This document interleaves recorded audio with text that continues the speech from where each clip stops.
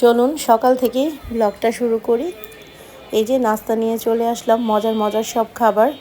আসসালামু আলাইকুম সবাইকে। কক মুরগি রান্না করা ছিল, রুটি, কলা, পিঠা, দুধ পুলি আর মিষ্টি, সবই মজার মজার খাবার। এত খাবার যদিও একা খাবো না, মেহমান আছে। আর এই যে তারপরেই চলে আসলাম কাজে। এটা কিন্তু এলজির ওয়াশিং মেশিন, কাপড় ধুতে দিয়েছি। আর এই ফাঁকে কিন্তু আমি দুপুরের জন্য রান্নাও করে নিব। চুলায় গরুর মাংস দিয়ে বিরিয়ানি, ইনস্ট্যান্ট রাঁধুনি মশলা দিয়ে রান্না করে নিব, যেহেতু বাহিরে একটু যাব। আর ঘিটা কিন্তু খুবই ভালো ছিল, এটা নিউ মার্কেট থেকে আনা। আর দুপুরে রান্নার পরেই একটু বাহিরে যাব, তাই চেষ্টা করছিলাম কাজগুলো গুছিয়ে নেওয়ার। দই, টক দই একটু বিরিয়ানিতেও দিয়েছি, আর নিজে একটু শুধু খেয়ে নিয়েছি, হাজব্যান্ডও খেয়েছে। রাতের জন্য এই যে মুরগির মাংস, এটা কিন্তু কক মুরগি রান্না করছি একটু আলু দিয়ে ঝোল করে। আর তারপরে কিন্তু একটু বাহিরে যাব, চলে গিয়েছিলাম সেদিন আড়ংয়ে।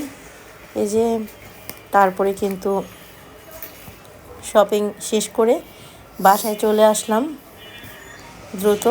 আর এই যে কী শপিং করেছিলাম দেখতেই পাচ্ছেন।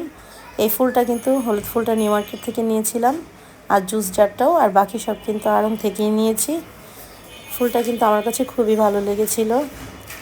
এই যে একটা মম নিয়েছি আড়ং থেকে, আর এই ছোট্ট কিউট ফুলটাও ছিল সাথে।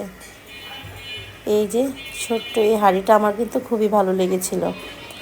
জুস জারটাও কিন্তু অনেক সুন্দর ছিল, তাই না? অনেক কিউট। তারপরে এগুলো শেষ করে বিকেলে এই যে পাস্তা, বাচ্চাদের জন্য তো কিছু তৈরি করাই লাগে। আর বাচ্চাদের তো নুডলস, পাস্তা এগুলো খুবই পছন্দের, তো একটু পাস্তা রান্না করে নিলাম। তারপর তো দেখতে দেখতে সন্ধ্যা হয়ে গেল। আর সন্ধ্যার সময় নিয়মিতই এই যে আমার ছোটো ছেলে কোরআন পড়ছিল, মেয়েও পড়ছিল, আর আমি নিজেও পড়ছিলাম। তারপর একটু ভিডিও করে নিলাম। আর রাতে ছিল এই যে সার্টিন মাছ ভুনা আর মুরগির মাংস।